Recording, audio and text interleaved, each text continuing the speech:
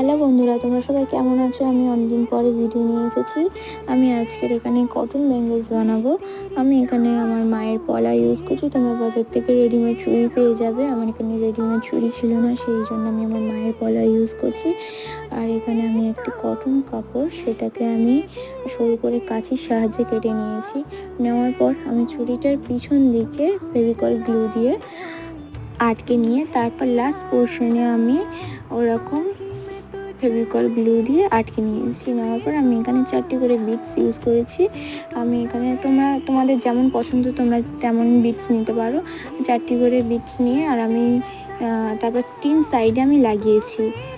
আমি এখানে হোয়াইট সুতো ইউজ করছি। এখানে পিঙ্ক সুতো হলে খুব ভালো হতো। তোমাদের যেমন কালারের কাপড় তোমরা তেমন কালারের সুতো নিও। আমি এখানে হোয়াইট সুতো ব্যবহার করেছি। ভিডিওটা করার পর আমার তখন খেয়াল করেছে, দেখো এখানে আমার ফাইনাল লুক হয়ে গেছে। ভালো লাগলে প্লিজ কমেন্ট করে জানিও।